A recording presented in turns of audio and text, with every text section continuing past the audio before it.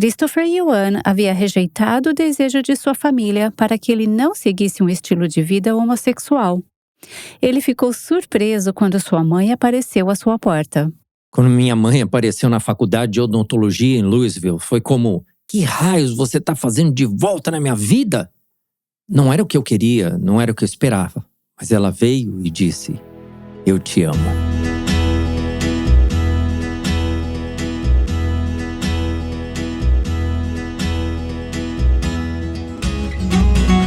Este é o Aviva Nossos Corações, com Nancy DeMoss Wogemuth, na voz de Renata Santos. O programa de hoje não é gráfico, mas se você tiver crianças pequenas em casa, saiba que lidaremos com temas adultos. Aqui está a Nancy.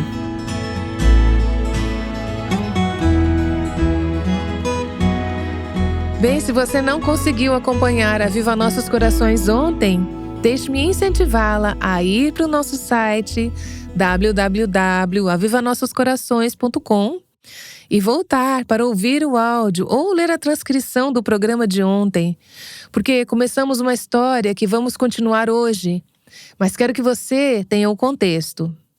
Estamos conversando esta semana com Christopher Yuan.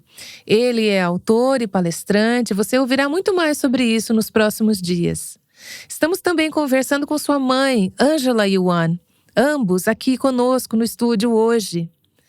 Christopher e Angela, bem-vindos de volta ao Aviva Nossos Corações. Obrigada, Nancy. Muito obrigada por estarem dispostos a compartilhar sua história. Vocês estão fazendo isso com plateias em todos os Estados Unidos e internacionalmente em alguns casos. Vocês escreveram sua história em um livro e sei que muitas de nossas ouvintes vão querer ter uma cópia. O livro se chama A Volta de um Filho Pródigo, que faz referência a Lucas, capítulo 15, onde o filho pródigo foi, em sua rebeldia, para uma terra distante, onde ele desperdiçou completamente sua vida. E nesse caso, não havia apenas um filho pródigo, havia também uma mãe pródiga.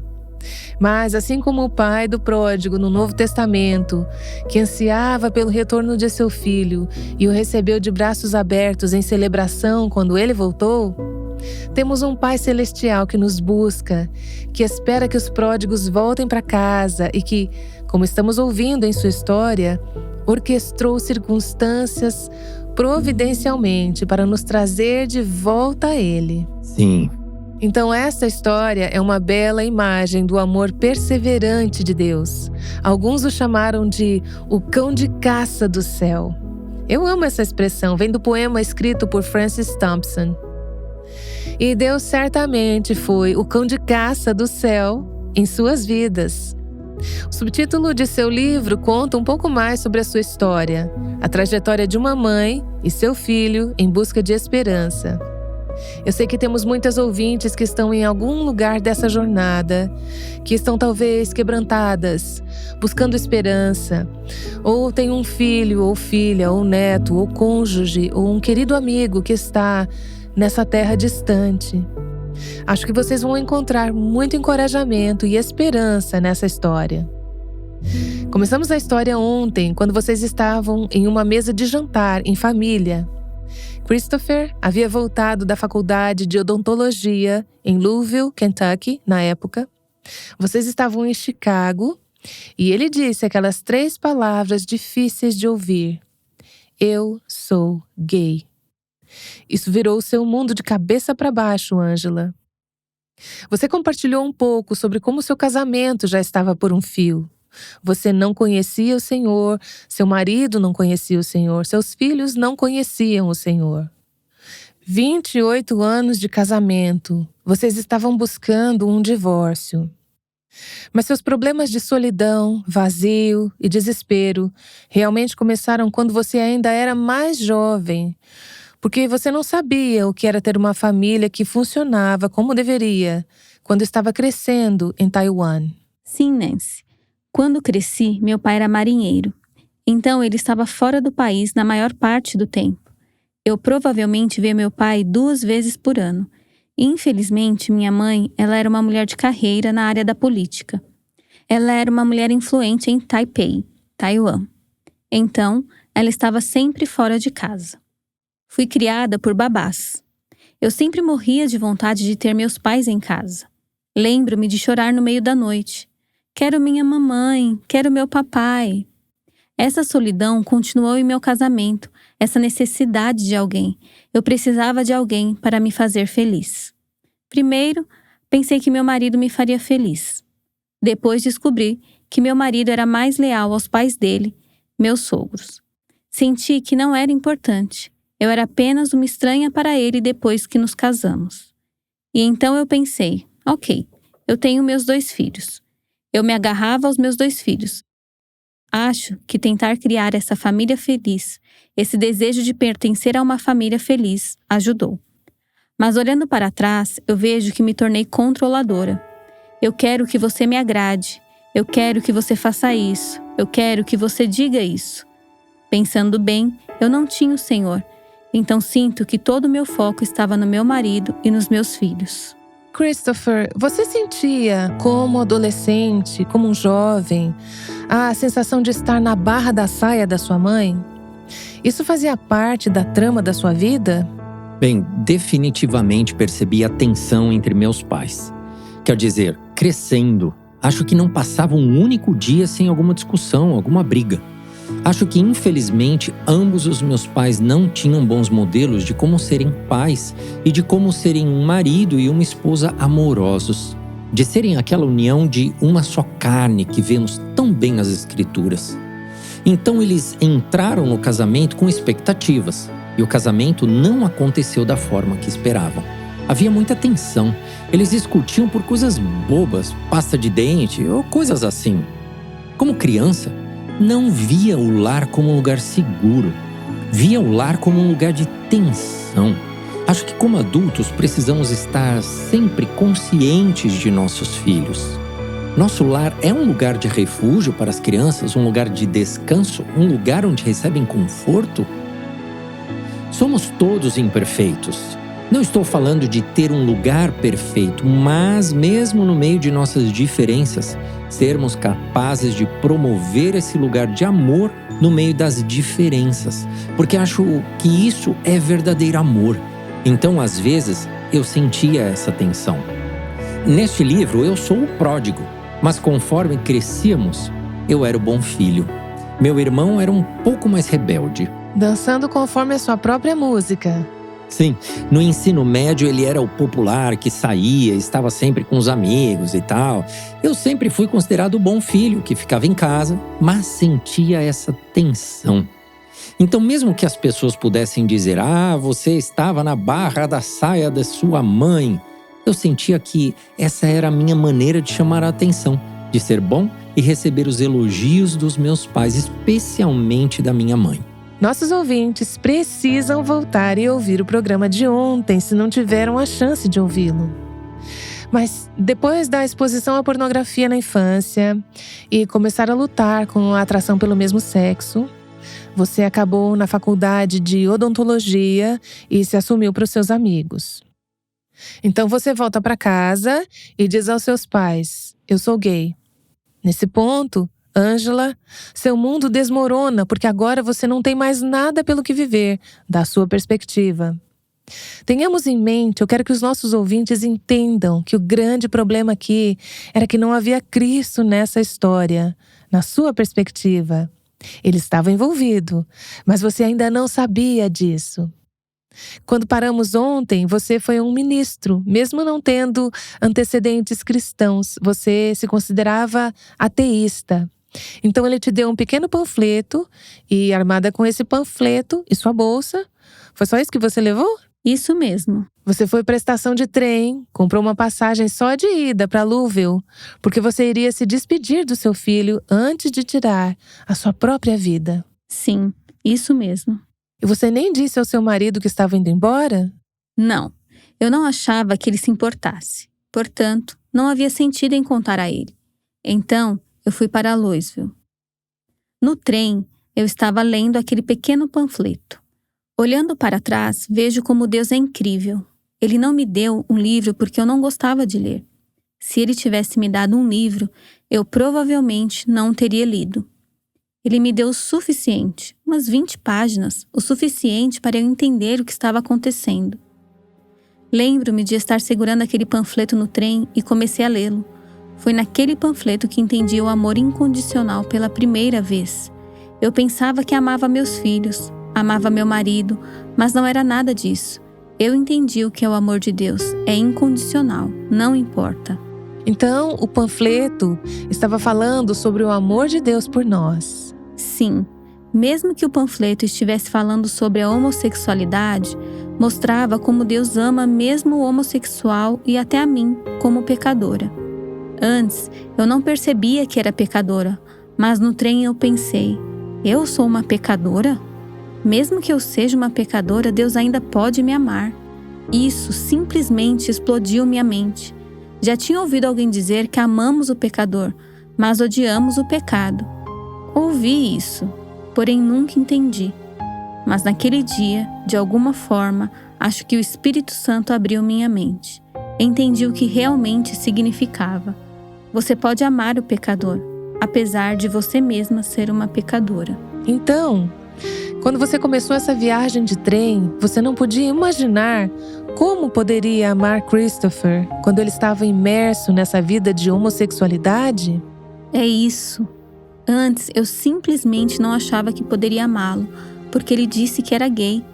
Mas durante aquela viagem de trem eu pensei, eu deveria amar meu filho, mesmo que ele diga que é gay.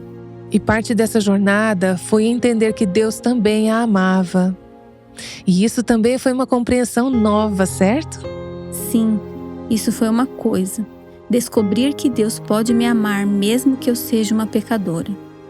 A segunda coisa que aconteceu naquela viagem é que foi a primeira vez que eu realmente vi a natureza. Foi tão bonito. Aquela viagem de trem foi durante a primavera, era maio. Veja, antes eu não percebia a natureza. Foi simplesmente incrível. Eu nunca havia percebido a beleza da natureza. Mas durante aquela viagem de trem, eu olhei pela janela. Eu não vi nada, apenas o verde. As plantações que estavam começando a surgir, até mesmo o sol brilhando no verde.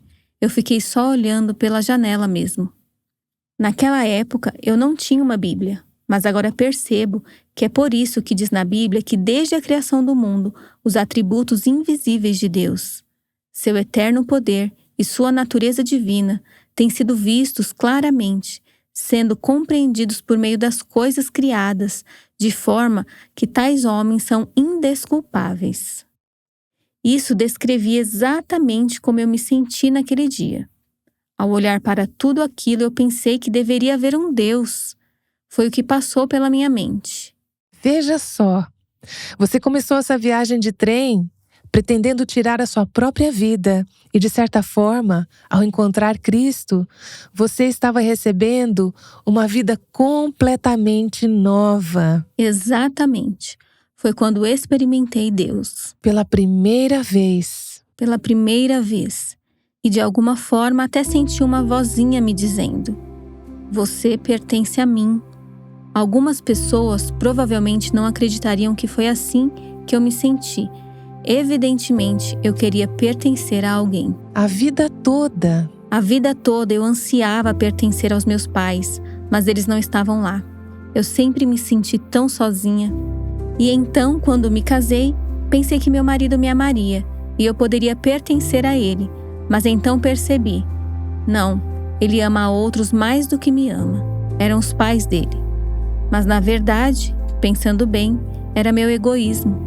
Eu não deveria ter alguém para me amar exclusivamente. Isso era apenas meu egoísmo. Eu queria que meus pais prestassem atenção apenas em mim. Eu queria que meu marido prestasse atenção apenas em mim.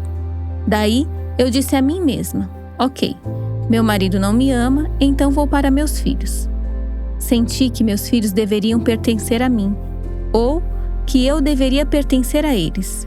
Mas, então aconteceu deles se rebelarem, e isso me levou a uma total falta de esperança.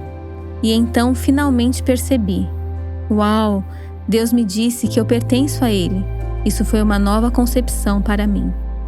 Eu sei que há alguém ouvindo sua história hoje que está se sentindo muito desesperada, como se não pertencesse a ninguém e não estivesse sentindo o amor que anseia de familiares, pais, filhos, marido. Talvez Deus esteja usando o que você está dizendo hoje para lembrá-las ou para lhes dizer pela primeira vez que Deus as ama e que elas podem pertencer a Ele. Você pode ter um relacionamento com Ele. Acredito que na vida, todas essas decepções e anseios não atendidos deveriam nos apontar para Cristo, que é o único que pode realmente preencher os anseios mais profundos do nosso coração.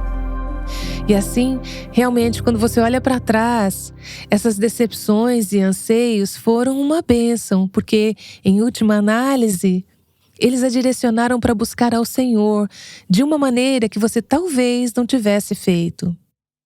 Se as coisas nessa terra, se todos esses relacionamentos pudessem nos satisfazer perfeitamente, provavelmente não clamaríamos ao Senhor ou nos tornaríamos desesperadas por Ele. Sim, exatamente. Então, você estava em um processo de despertar espiritualmente ao viajar nesse trem. Sim. Ok, quando você partiu no trem, você iria ver Christopher e lhe dizer adeus.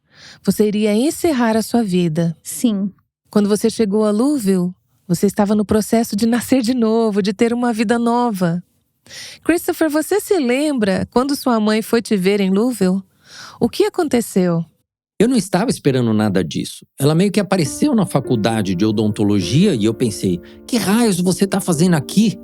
Porque na minha mente eu estou pensando, finalmente, cortei minha família de minha vida, não preciso da minha família, eu tenho minha própria vida. Isso foi apenas dias após aquela conversa à mesa de jantar? Foi apenas alguns dias depois. E de certa forma, enquanto eu estava voltando para Louisville, eu senti liberdade. Eu senti que poderia começar essa nova vida com a bagagem dos meus pais desaparecendo aos poucos.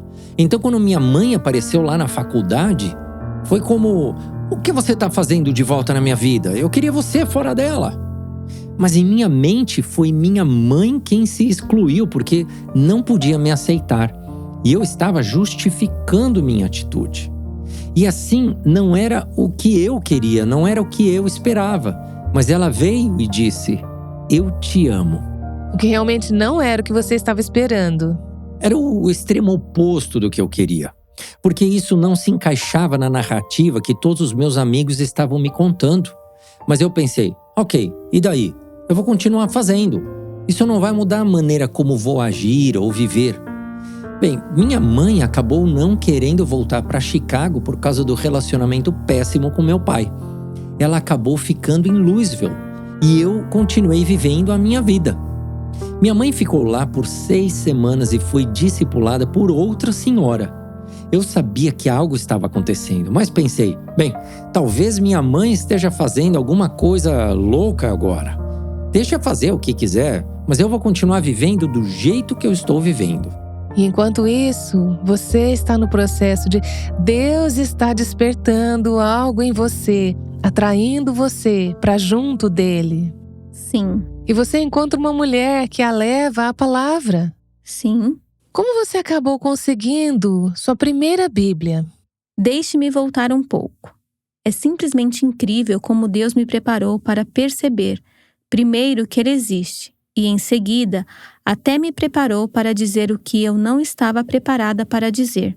Eu te amo, Christopher. Antes de entrar no trem, eu só ia dizer, adeus. Esta é a última vez que nos vemos. E Deus mudou esse roteiro. Completamente. Olhando para trás, depois que percebi aquele amor incondicional de Deus, quando vi Christopher, eu realmente senti esse amor. Eu te amo. É o amor de Deus. É o amor de Deus.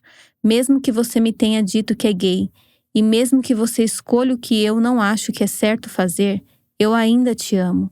Mas eu não tinha esse sentimento antes de entrar naquele trem. Você simplesmente não poderia expressar esse tipo de amor para ele antes. Eu não podia. Até receber o amor de Deus por você. Exatamente, Nancy. Foi aquela viagem de trem. Ainda me lembro vividamente de como mudei totalmente por dentro. Eu podia me expressar. Antes, eu não conseguia dizer eu te amo. Mas quando disse eu te amo, verdadeiramente saiu daquilo que recebi de Deus. Sobrenatural. Sobrenatural, amor incondicional. Eu não me importo com suas escolhas, mesmo que eu não concorde, mas eu ainda te amo. Não havia como eu fazer isso antes.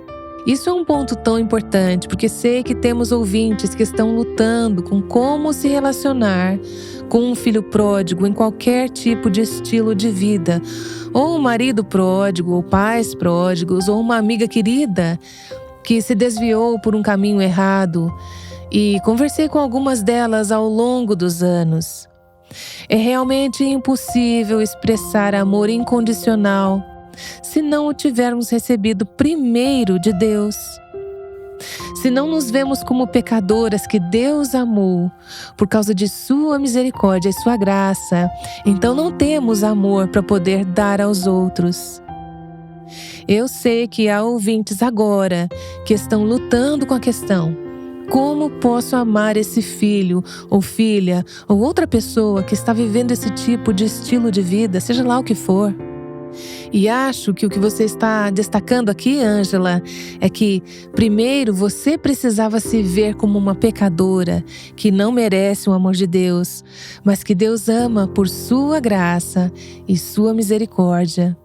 E então, ao receber isso, você pode ser um canal para estender esse amor a uma pessoa que está fazendo coisas muito pouco amáveis. Sim, Deus me mostrou especificamente onde eu era uma pecadora. Você vê, na viagem de trem, eu comecei com o pensamento de que, talvez eu seja uma pecadora. Mas, surpreendentemente, depois de descer do trem, esse foi outro destaque da minha caminhada espiritual. Eu percebi que realmente era uma pecadora. Surpreendentemente, quando descobri que era uma pecadora, fiquei feliz. Eu estava tão feliz. Eu era uma pecadora. Eu não precisava mais fingir. Toda a minha vida, eu fingi que era uma boa pessoa. Eu era uma mãe perfeita. Eu era uma esposa perfeita. Era injusto como meu marido me tratava, como meus filhos me tratavam porque eu era tão boa, até descobrir que eu era uma pecadora. Aquela experiência foi simplesmente incrível. Eu nem sei como descrever aquele momento. Há algo muito libertador em não ter que fingir que somos perfeitas quando não somos. Sim. E chegar a nos ver como Deus realmente nos vê, sermos honestas diante dele sobre a escuridão de nossos próprios corações. E então, perceber que há graça para os pecadores. E é interessante, que você estava se preparando para lidar com um filho que acabara de dizer: eu sou gay. Mas Deus estava focando no seu coração, não no pecado dele, mas em seu próprio pecado, que em comparação com o dele não parecia tão ruim. Mas Deus estava trazendo convicção de que você era quem precisava de um Salvador, o que realmente foi o ponto de partida para Deus poder usá-la, no final, como um instrumento de cura na vida de Christopher. Sim. E mais uma vez, ficamos por aqui. Nosso tempo acabou, mas vamos continuar essa história. Você pode ver centelhas de graça, centelhas de Deus. Na ocasião, Christopher, você ainda estava na terra distante. Sua mãe estava no processo de volta, mas ainda havia muito a se desdobrar aqui. Então espero que nossas ouvintes se juntem a nós para o próximo programa de Aviva Nossos Corações. Você pode não ter um filho gay, você pode não estar lidando com uma situação exatamente como a deles. Talvez você esteja, mas a sua situação pode ser muito diferente. Eu prometo a você que seu coração será tocado, e como o meu foi há alguns dias, ao ler o livro de Christopher e Ângela pela primeira vez, vendo o poder do amor e da graça de Deus na maneira como Ele está escrevendo nossa história para glorificar a si mesmo. E certifique-se de se juntar a nós para o próximo Aviva Nossos Corações, à medida que continuamos a ouvir como essa história de graça incrível se desenrola na vida de Angela e na vida de seu filho, Christopher.